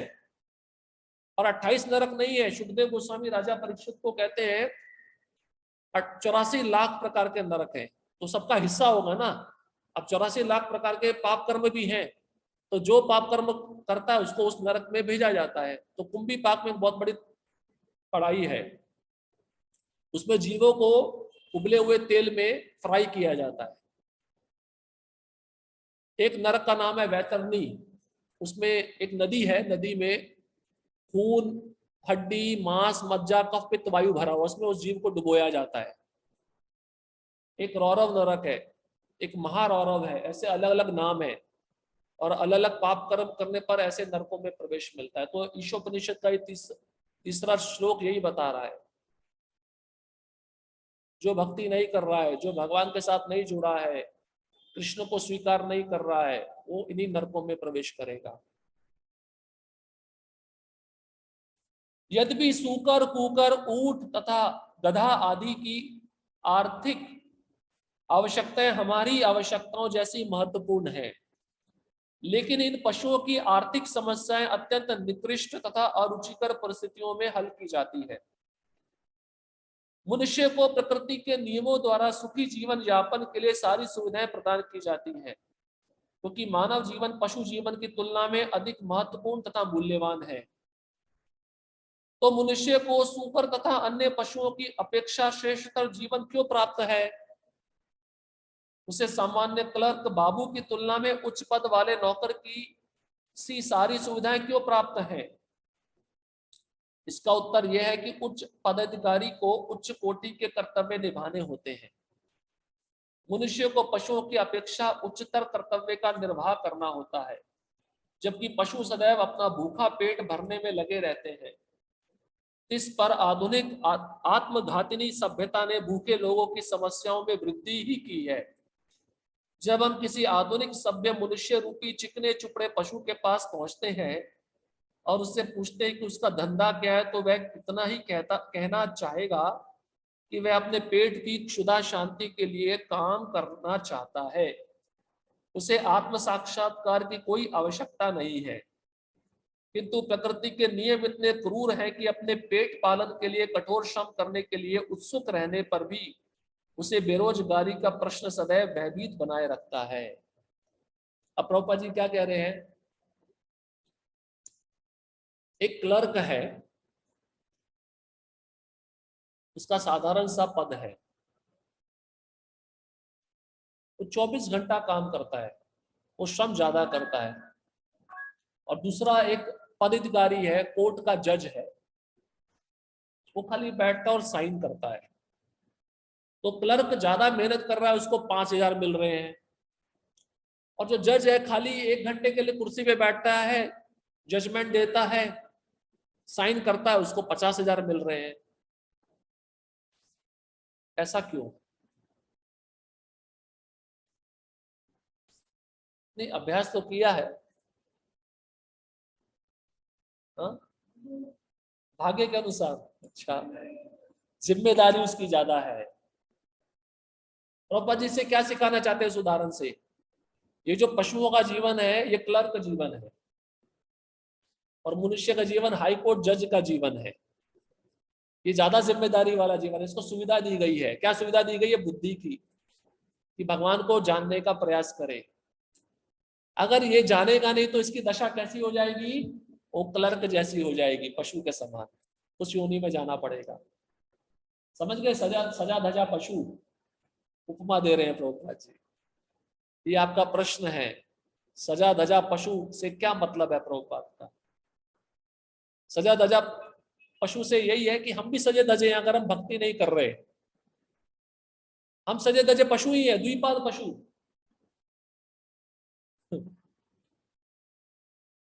तो प्रभुपाद जी तात्पर्य में कहते हैं कि मनुष्य जीवन में अधिक सुविधाएं दी गई है पशुओं की अपेक्षा, निम्न योनि की अपेक्षा। क्यों? क्योंकि भगवान चाहते हैं ये मनुष्य जीवन मेरी प्राप्ति के लिए है। इसलिए प्रकृति हमको सब सुविधा दे रही है, नहीं दे रही है? खाने के लिए दे रही है, कपड़े के लिए दे रही है, रहने के लिए दे रही है। लेकिन पशुओं की भी आवश्यकता पूर्ति होती है, पर निम्न स्तर पे होती है। जैसे हमने कल भी चर्चा किया था, हम अच्छी थाली में खाते हैं, पर पशु तो थाली में नहीं खाता है, वो तो जमीन पे पड़ा हुआ खाता है। पर प्रकृति उसकी भी आवश्यकता पूरी कर रही है, पर निम्न स्तर पे। तो ज्यादा प्रकृति किसको सुख सुविधा दे रही है? मनुष्यों को दे रही है। जैसे गवर्नमेंट हाई कोर्ट जज को ज्यादा सुविधा देते हैं, क्यों? क्योंकि उससे अपेक्षा है, उच्च पदाधिकारी है, इसको ठीक से निर्णय लेना चाहिए। समझ में आया? ऐसे ही हमें मनुष्य शरीर मिला है, हमें निर्णय अच्छा लेना चाहिए, भगवान की सेवा करनी चाहिए। ये 50,000 सैलरी वाला शरीर है, और वो जो पशु शरीर है 5,000 सैलरी वाला शरीर है। क्लर्क कितना श्रम करता है, अभी मनुष्य भी उसी श्रेणी में जा रहा है। देख लो आप, गधे की तरह काम कर रहा है दिन रात। वो क्लर्क क्या करता है? स्टैंप लगाता है, स्टैंप स्टैंप स्टैंप स्टैंप, ऐसे लगाता नहीं लगाता है? कितना मिलता है महीने का? 5,000। उसका श्रम ज्यादा है। और हाई कोर्ट जज आराम से बैठता है, एसी गाड़ी में आता है, 1 घंटा बैठता है, केस सुनता है, साइन करता है, उसको 50,000 मिल जाता है। प्रभुपाद ये तो उदाहरण से समझा रहे हैं, सजा धजा पशु।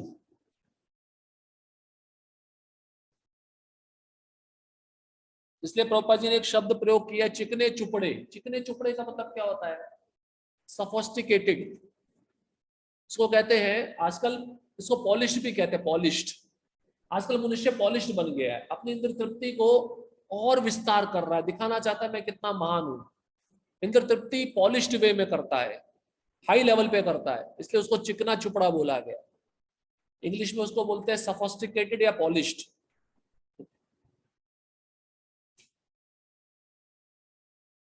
अब प्रॉब्लम क्या होती है? उस पॉलिश्ड व्यक्ति को पूछा जाए जो इंद्र तृप्ति के ऊंचे स्तर पे है, कि भैया तुम इतना पैसा क्यों कमा रहे हो? वो क्या बोलता है? उसको भी भय है, ये मेरी नौकरी चलेगी तो मुझे अगली नौकरी कौन सी मिलेगी। कोरोना के समय हुआ नहीं हुआ? कई कंपनियों ने लाखों लाखों लोगों को कंपनियों से निकाल दिया, और उनको भय हो गया ना, अभी हमारा जीवन यापन कैसे होगा। तो पढ़े लिखे मनुष्य में भी भय है, मेरी नौकरी चलेगी तो आगे मेरा क्या होगा। लेकिन पशु में कोई भय नहीं है। किसके लिए? खाने के लिए। उसको कहीं ना कहीं मिल जाता है ना। मनुष्य पढ़ा लिखा होकर इतनी चिंता कर रहा है, चिंता करना चाहिए कृष्ण के लिए करना चाहिए। अभी हम क्या कर रहे हैं, चिंता अपने लिए कर रहे हैं। इसको कहते हैं पॉलिश्ड वे। अब आगे आते हैं।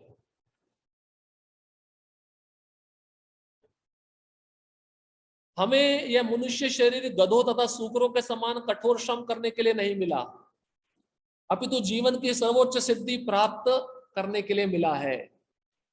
यदि हमें आत्म साक्षात्कार की परवाह ना हो तो भी प्रकृति के नियम हमें अत्यंत कठोर श्रम करने के लिए बाध्य करते हैं, भले ही हम उन्हें ना करना चाहें। इस युग में मनुष्य को गधों और गाड़ी खींचने वाले बैलों की तरह कठोर श्रम करने के लिए बाध्य किया गया है। जिन भूभागों में इन असुरों को काम करने के लिए भेज दिया जाता है उनका उद्घाटन श्री ईशोपनिषद के इस मंत्र में किया गया है। यदि मनुष्य अपना कर्तव्य निभाने में असफल रहता है तो उसे असुरे लोक में भेज दिया जाता है, जहां उसे निम्न योनियों में जन्म लेकर अज्ञान तथा अंधकार में कठिन श्रम करने के लिए बाध्य किया जाता है। असुरे मतलब मतलब नहीं, सूर्य मतलब सूरज, जहां सूर्य नहीं होता उसको नरक लोक कहते हैं। तो प्रभुपाद जी कहते हैं असुरे में भेज दिया जाता है, नरक लोक में भेज दिया जाता है। किनको? जो इस मनुष्य जीवन का लाभ भगवान की भक्ति में नहीं करते, नहीं उठाते। अब प्रभुपाद जी कहते हैं, देखो प्रभुपाद जी कितना हार्ड भाषा यूज कर रहे हैं। ये मनुष्य जीवन सुअर और कुत्तों की तरह जीने के लिए नहीं मिला। ऋषभ भगवान भी भागवतम के 5वें स्कंद में बोले हैं, ना हम देह देह बाजाम निर्लोके कष्टान कामान अरहते विडभुजाम। ये वहां पे भी ऋषभ देव भगवान बोलते हैं ये मनुष्य जीवन तपस्या के लिए है, भक्ति के लिए है। ये सुअर कुत्ते की तरह जीने के लिए नहीं मिला। सुअर को भी विष्ठा मिल जाता है, मिलता नहीं मिलता है, और विष्ठा खा के वो बहुत आनंदित रहता है। सुअर के अंदर कोई भेदभाव नहीं होता। सुअर का उपयोग क्यों किया गया है? क्योंकि आजकल के लोग सुअर की तरह ही जी रहे हैं, सुअर की तरह खा रहे हैं, सुअर की तरह संग कर रहे हैं। कर रहे नहीं कर रहे? अब आपको सुन के आश्चर्य लगेगा, कई जातियां ऐसी हैं जो घर में ही विवाह कर लेती हैं, भाई बहन विवाह कर लेते हैं। ये सुअर की श्रेणी है। जैसे सुअर होता है ना, माँ और बहन में अंतर नहीं देखता, वो संग करता है। ये सुअर की श्रेणी है। आदमी इतना गिर चुका है, सुअर बन चुका है, बहन के साथ विवाह कर लेता है, माँ के साथ भी बच्चा पैदा कर लेता है। ऐसे केसेस आए हैं, इसलिए सुअर बोला जा रहा है। पापा जी बोलते हैं मल में एक तत्व होता है हाइपर फॉस्फेट, हाइपर फॉस्फेट। वो सुअर को बहुत अच्छा लगता है, वो खाता है ना, उसमें शक्ति आ जाता है और वो भोग करता है। वही दशा मनुष्य की है, इसलिए सुअर शब्द का प्रयोग किया जा रहा है। प्रभुपाद जी कहते हैं सुकर, सुकर मतलब सुअर, और कुकर मतलब कुत्ता। मनुष्य को ये शरीर सुअर कुत्ते की तरह जीने के लिए नहीं मिला। किसके लिए मिला है? भगवान की सेवा करने के लिए मिला है। और अगर कोई व्यक्ति सोचे मैं भगवान को नहीं मानता, मैं आत्म साक्षात्कार की परवाह नहीं करता, फिर भी प्रकृति के नियम उसको बाध्य करेंगे कर्म करने पर, क्योंकि प्रकृति के नियम बहुत कठोर हैं। देखो दो मार्ग है, एक निवृत्ति मार्ग, एक प्रवृत्ति मार्ग। निवृत्ति मार्ग का अर्थ है वैराग्य का मार्ग, भक्ति का मार्ग, और प्रवृत्ति का मार्ग है भोग का मार्ग, सेल्फ रियलाइजेशन, सेंस ग्रेटिफिकेशन। एक मार्ग है इंद्रिय तृप्ति का, जिसको प्रवृत्ति कहते हैं। एक मार्ग है वैराग्य का, भक्ति का, जिसको सेल्फ रियलाइजेशन, आत्म साक्षात्कार कहते हैं। अभी हमें चुनना है कौन सा मार्ग हमें चाहिए। और अगर हम ये सोच के रहें कि आत्म साक्षात्कार की परवाह मैं करता नहीं हूं, मुझे कुछ आवश्यकता नहीं है भक्ति करने की, फिर भी कर्म तो करना ही पड़ेगा ना। जीने के लिए कर्म के बिना व्यक्ति तो रह नहीं सकता, और प्रकृति के नियम बहुत कठोर हैं, उसके श्रम करवाएंगे। जेल में भी कैदी को शांति से बैठने नहीं दिया जाता। वहां पे जो जेलर होता है उससे कुछ ना कुछ काम करवाता ही है और उसकी नजर उस जेल कैदी पे रहती है। उसी प्रकार से यहाँ पे दुर्गा है, ये दुर्गा आपको चैन से बैठने नहीं देगी। प्रभुपाद जी कहते हैं उसके 10 हाथ है, 10 हाथ मतलब 10 दिशाएं, और उसके 10 हाथों में 10 शस्त्र हैं, आप कहाँ जाओगे। और उसके हाथ में एक शस्त्र रहता है त्रिशूल, उसके 3 नोक होते हैं और वो हमारी तरफ इशारा करके दर्शा रही है कि अगर आप कृष्ण की सेवा में नहीं जाओगे तो 3 प्रकार का ताप तुमको मिलेगा, आध्यात्मिक, आदि भौतिक, आदि दैविक। आध्यात्मिक मतलब मन से उत्पन्न होने वाला ताप, आदि भौतिक मतलब दूसरे जीवों से मिलने वाला ताप, और आदि दैविक मतलब देवताओं के द्वारा मिलने वाला ताप। आप कहीं पे भी बच नहीं सकते, प्रकृति के नियम आपको चैन से बैठने नहीं देंगे। फिर प्रभुपाद जी कहते हैं अभी मनुष्य का दशा ऐसा हो गया है कि उसको गधों और गाड़ी खींचने वाले बैलों की तरह कठोर श्रम में बाध्य किया जा रहा है। देख रहे हो ना, रात में भी फैक्ट्रियां चल रही हैं, रात में तो बेचारे पशु भी सो जाते हैं, जगते नहीं है, पर हम पशु से भी इतना नीचे गिर चुके हैं कि हम रात को जग कर पैसा कमाना चाहते हैं। नाइट ड्यूटी, उग्र कर्म, हम पशु से भी नीचे गिर चुके हैं। सोचो, सोचने वाली बात है। अब श्री ईशोपनिषद ऐसा उद्घाटन करता है ऐसा जगह का जहां पे इन असुरों को भेजा जाता है, उसको असुरे लोक कह रहे हैं प्रभुपाद जी, जहां या तो उनको निम्न योनि में जन्म मिलता है, कुत्ता, सुअर, ऊंट, बिल्ली के रूप में जन्म मिलता है, नहीं तो उनको नरक में जाकर दंड में भोगना पड़ता है। भगवत गीता में 6.14 से 41 से 43 कहा गया है कि यदि मनुष्य आत्म साक्षात्कार के पथ पर चलकर भरसक प्रयत्न करके भी उसे पूरा नहीं कर पाता तो उसे शुचि या श्रीमत परिवार में जन्म लेने का अवसर दिया जाता है। शुचि शब्द आध्यात्मिक दृष्टि से उन्नत ब्राह्मण का सूचक है और श्रीमत वैश्य या व्यापारी जाति का सूचक है। इससे सूचित होता है कि जो व्यक्ति भगवान के साथ अपने संबंध को नहीं जान पाता तो उसे अपने पूर्व जन्म में किए गए सत प्रयासों के कारण आत्म साक्षात्कार का अनुशीलन करने का अवसर प्रदान किया जाता है। यदि भ्रष्ट व्यक्ति को सम्मानित तथा उच्च कुल में जन्म लेने का अवसर प्रदान किया जाता है तो सफल व्यक्ति को कौन सा पद मिलेगा इसकी कल्पना करना कठिन है। भगवत साक्षात्कार करने के प्रयास मात्र से मनुष्य को धनी या उच्च परिवार में जन्म मिलने का आश्वासन प्राप्त हो जाता है, किंतु जो प्रयास करता ही नहीं, जो मोह से प्रच्छन्न बना रहना चाहता है, जो अत्यधिक भौतिकतावादी है और भौतिक भोग में आसक्त है, उसे नरक के गहनतम भागों में प्रवेश करना पड़ता है, जैसा कि सारे वैदिक ग्रंथों में पुष्टि की गई है। ऐसे भौतिकतावादी असुर कभी कभी धर्म का स्वांग करते हैं, किंतु उनका चरम लक्ष्य भौतिक समृद्धि रहता है। भगवत गीता के 16.17 और 18 ऐसे व्यक्तियों को धिक्कारती है क्योंकि वे कपट के बल पर बड़े बने रहते हैं और अज्ञानियों के मतों तथा अपनी संपत्ति द्वारा शक्ति संपन्न बने रहते हैं। ऐसे असुर जो आत्म साक्षात्कार तथा ईशावास्य या भगवान के ज्ञान से विहीन है, वे निश्चय ही गहनतम अंधकारपूर्ण क्षेत्रों में प्रवेश करेंगे।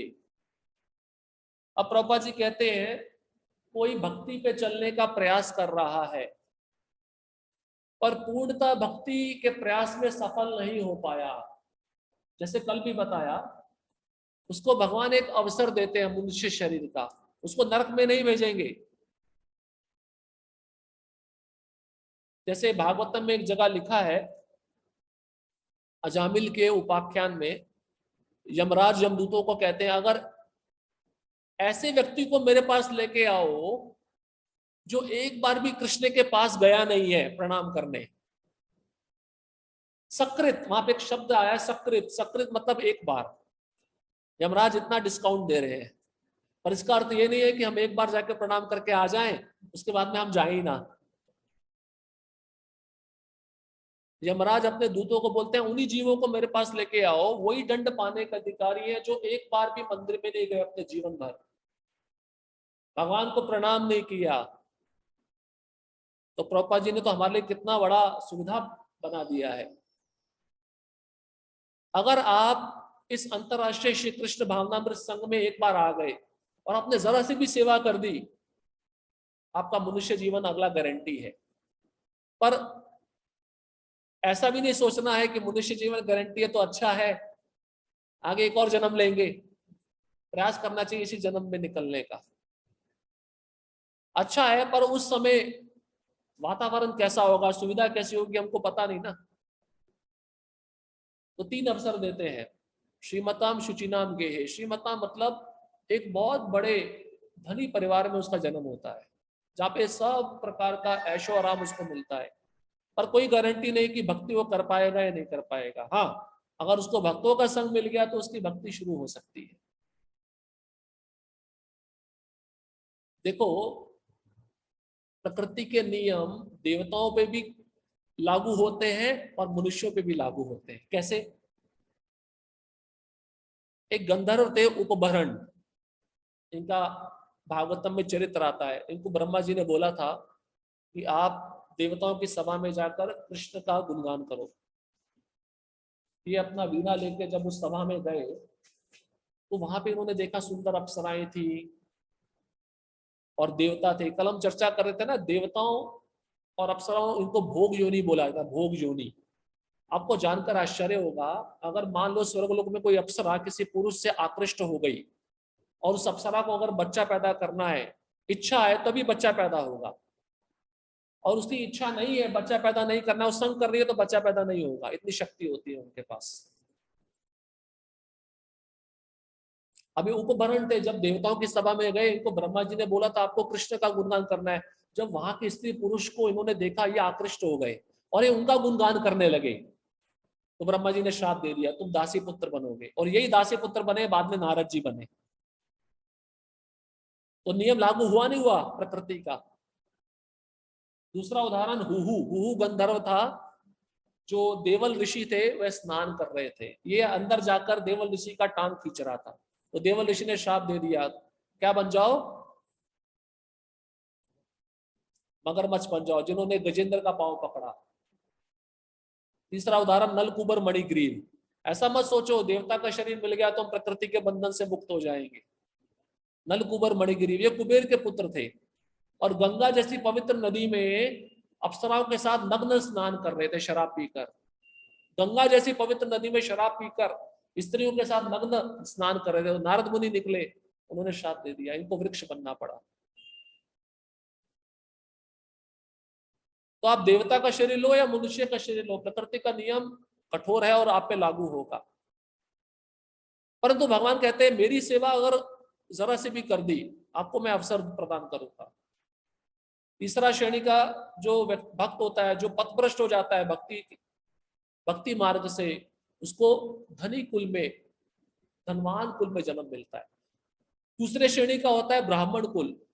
शुचि, शुचि मतलब ब्राह्मण, मुचि मतलब शूद्र, उसको ब्राह्मण कुल में जन्म मिलता है। हाँ ठीक है, हालांकि आजकल के ब्राह्मण योग्य नहीं है, पर ब्राह्मण कुल में भी मनुष्य शरीर प्राप्त करना कोई साधारण बात नहीं है। और तीसरा श्रेणी का होता है शुद्ध वैष्णव के कुल में, जैसे प्रभुपाद जी लिखते हैं मैं या मेरे गुरु महाराज, वो वैष्णव कुल में जन्म लिए। वहां पे इजी होता है, जन्म लेते ही बच्चा हरे कृष्ण महामंत्र सुनने लगता है। माँ के पेट में होता है तो प्रसाद जो माँ खाती है उसका शरीर ही प्रसाद से बनता है, उसके लिए बहुत आसान होता है भक्ति करना। और प्रभुपाद जी बोलते हैं जो भक्तों के बच्चे होते हैं वो साधारण नहीं है, वो पतित देवता है। उनकी कुछ भक्ति रह गई है बची हुई, उसको पूरा करके वह भगवत धाम चले जाएंगे। तो वही प्रभुपाद जी बता रहे हैं, भगवान एक अवसर देते हैं, आप मेरी शरण में आओ, सेवा करो। सेवा करने का मतलब क्या है? आपका सेवा करते करते मेरे प्रति रुचि उत्पन्न होना चाहिए। जब एक बार रुचि उत्पन्न हो जाएगा ना, फिर आपको भौतिक कार्यों में आनंद नहीं आएगा, उसमें इच्छा नहीं होगी करने की। आपने देखा है कई भक्त होते हैं पहले फुल टाइम होते हैं, जब मंदिर छोड़ के जाते हैं बाहर के जगत में उनको रुचि नहीं आती। प्रभु जी बाहर मन नहीं लग रहा है, हमें मंदिर में आना है, दोबारा सेवा करना है। तो भगवान कृष्ण यही कहते हैं, जब मेरी शरण में आया पर इंद्र तृप्ति के कारण माया की शरण में चला गया, वो पेंडुलम की तरह हमारी स्थिति है। घड़ी का पेंडुलम होता है ना, कभी इधर कभी उधर। माया जब लात मारती है तो कृष्ण के पास जाते हैं, और कृष्ण के साथ सब कुछ समस्या होती है तो माया के पास जाते हैं। हमें कृष्ण के पास ही रहना चाहिए, चाहे कितनी भी कठिनाई क्यों ना आए। तो इस प्रकार का जन्म होता है 3 प्रकार का। उसमें व्यक्ति मनुष्य शरीर प्राप्त करता है और उसको भगवान सुविधा प्रदान करते हैं पुनः भक्ति करने के लिए। उसके बाद में प्रभुपाद जी कहते हैं, अब ऐसा व्यक्ति जो भक्ति कर ही नहीं रहा है, उसको तो भय रहेगा ना कि मुझे आगे का जीवन कौन सा मिलेगा, मुझे कौन सा पद मिलेगा। तो प्रभुपाद जी कहते हैं, भारत का प्रधानमंत्री आज मनुष्य शरीर में है, पर अपने कर्मों के कारण वो कुत्ते के शरीर में भी जा सकता है। ये कोई जरूरी तो नहीं है कि उसे आगे मनुष्य का शरीर ही मिलेगा। गारंटी तो उस व्यक्ति की होती है जो भक्ति करता है। भगवान उसकी गारंटी नहीं ले रहे जो मेरी शरण में नहीं है, वो तो अपने विगत कर्मों के अनुसार वैसा शरीर प्राप्त करेगा। प्रभुपाद जी कहते हैं, अगर आप ज्यादा सो रहे हो तो एंटार्क्टिका में पोलर बियर होता है जो 6 महीने सोता है, आपको वो शरीर मिल जाएगा। ज्यादा खा रहे हो तो आपको हाथी का शरीर मिल जाएगा।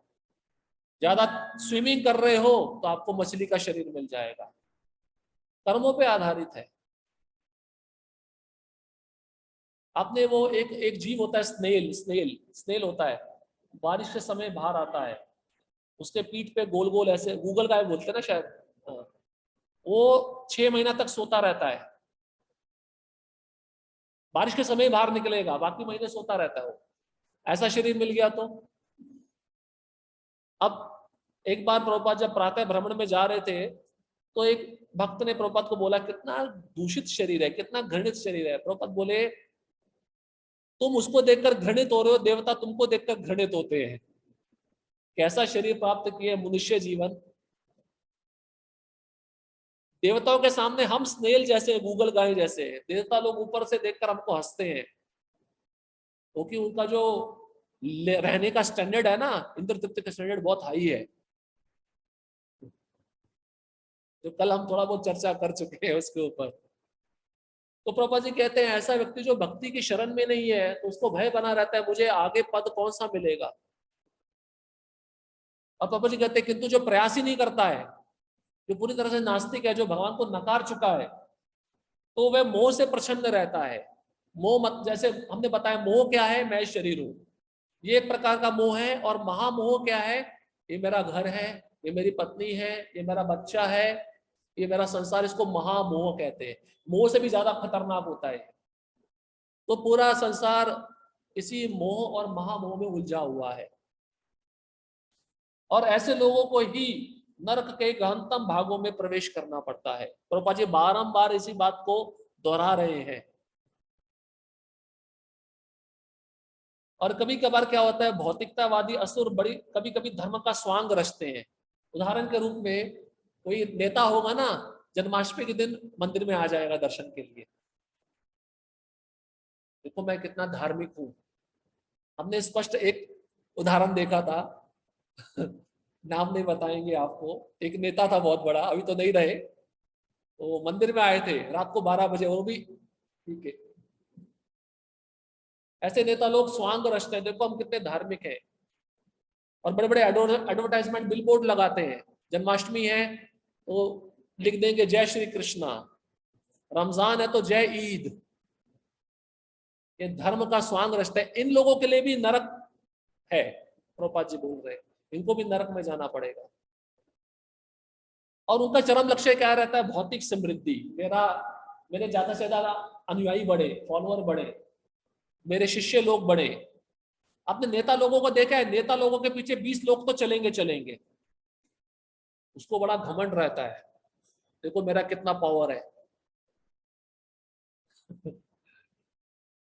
क्या दिखाने के लिए, अहंकार है, मिथ्या अहंकार। देखो एक तो वो परेशान है अंदर से, उसको चिंता रहती है। आप ऐसा मत सोचो वो सुखी है, चिंता रहती है, क्योंकि पैसा हड़प हड़प के जेब में डाल रहा है, उसको चिंता रहती है कई बार इनकम टैक्स वाले आना जाए, मेरी संपत्ति बाहर आ गई तो मेरी बदनामी हो जाएगी। और फिर मेरे अनुयायी चले जाएंगे। इन नेता लोगों का, बड़े बड़े नेता लोगों का चरम लक्ष्य होता है भौतिक समृद्धि, हमारा नाम हो इस दुनिया में, यश हो, तो उनके लिए भी नरक ही है। अब प्रभुपाद जी भगवत गीता के 2 श्लोक बता रहे हैं। जो असुर होते हैं, जो भगवान को नहीं मानते, उनके लक्षण क्या है, ये भगवत गीता के 16वें अध्याय का 17वां और 18वां श्लोक है। आत्मसंभाविता स्तब्धा धनमान मदन्विता यन्ते नाम यज्ञस्ते दंभेना विधि पूर्वकम। अपने को श्रेष्ठ मानने वाले तथा सदैव घमंड करने वाले, संपत्ति तथा मिथ्या प्रतिष्ठा से मोहग्रस्त लोग किसी विधि विधान का पालन ना करते हुए कभी कभी नाम मात्र के लिए बड़े ही गर्व के साथ यज्ञ करते हैं। वही बात आ गई। क्या लक्षण है असुर का? आजकल के राजनेताओं का जो भौतिक स्तर पे है, अपने को श्रेष्ठ मानते हैं। दूसरा, उनके अंदर सदैव घमंड रहता है और संपत्ति के भोक्ता है, सारी संसार की संपत्ति मेरी है। तभी तो स्कैम करते हैं ना। स्कैम जानते हो? स्कैम को हिंदी में क्या बोलते हैं? घोटाला, चारा घोटाला 561 करोड़ का। एक नेता तो भैंसों का चारा में घोटाला कर दिया, भैंस को भी छोड़ा नहीं। मनुष्य की तो बात बहुत दूर की है, आप देखो पशुओं को भी जीने नहीं देते, उसमें भी घोटाला। भगवान देखो स्पष्ट लक्षण बता रहे हैं। और मिथ्या प्रतिष्ठा, उसकी प्रतिष्ठा कुछ नहीं है संसार में, मरने के बाद उसको कोई पूछेगा नहीं। इसलिए भगवान बोल रहे हैं मिथ्या। मिथ्या मतलब झूठी प्रतिष्ठा से गर्वित है और विधि विधान का पालन नहीं करते, शास्त्र का कोई विधि विधान का पालन नहीं करते। इसलिए इनका भी गंतव्य स्थान क्या है? नरक लोक, तमसावृता। और कभी नाम मात्र के लिए बड़ा बड़ा यज्ञ कर देंगे दिखाने के लिए। वही बात आ गई। जन्माष्टमी का प्रोग्राम है, 108 कुंडी महायज्ञ हो रहा है, मेरे नाम से कुंडी यज्ञ कर दो, मैं आके बैठ जाऊंगा 5 मिनट बस दिखावे के लिए। अगले श्लोक में भगवान कहते हैं अहंकारम बलम दर्पम कामम क्रोधम च संश्रिता ममात्म परदेहेषु प्रतिष्ठन्तो अभ्यसूयका। भगवान कहते हैं देखो और भी गुण सुनो असुरों के। मिथ्या, अहंकार, बल, दर्प, काम तथा क्रोध से मोहित होकर आसुरी व्यक्ति अपने शरीर में तथा अन्यों के शरीर में स्थित भगवान से ईर्ष्या और वास्तविक धर्म की निंदा करने लगते हैं।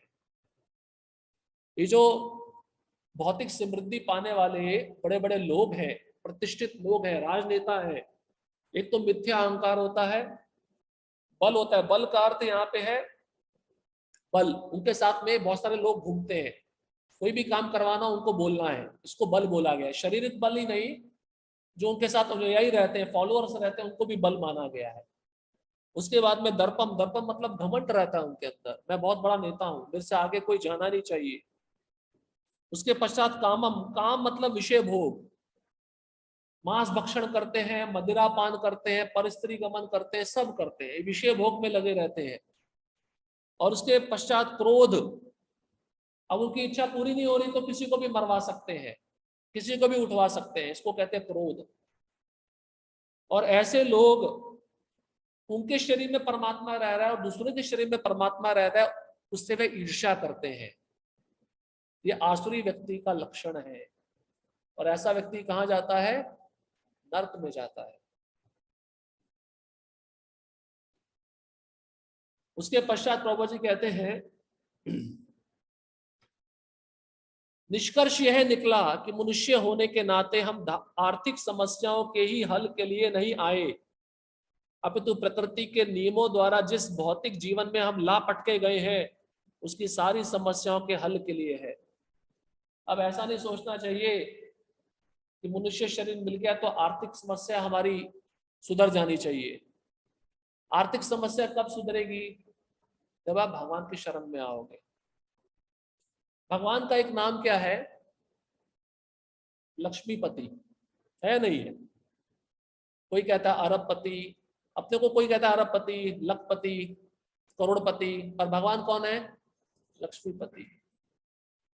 लक्ष्मी में सब कुछ आ गया, अरब आ गया, खरब आ गया, करोड़ आ गया, हम भगवान की शरण में जाएंगे तो ऑटोमेटिक हमारी आर्थिक समस्या हल हो जाएगी। प्रभुपाद जी कहते हैं उसको अलग से हल करने का आवश्यकता नहीं है। इसलिए इस ईशोपनिषद के तीसरे मंत्र में हमें स्पष्ट बताया गया है कि जो अशुचि है, जो असुर हैं, जो भगवान की सत्ता को नकार देते हैं, उनका गंतव्य स्थान क्या है? अंधकार, तमस, तमसावृता। मृत्यु के पश्चात वे कहा जाते हैं? नरक लोक में प्रवेश करते हैं। और आत्मा का हनन करने वाला ऐसा व्यक्ति जो भक्ति नहीं कर रहा है, भगवान की शरण में कभी भी नहीं आया, भगवान को स्वीकार नहीं करता, उस व्यक्ति का गंतव्य स्थान भी नरक लोक है। इस प्रकार से ईशोपनिषद इस तीसरे मंत्र में हमको ये शिक्षा प्रदान करते हैं। हरे कृष्णा कृष्णा कृष्णा हरे हरे, हरे राम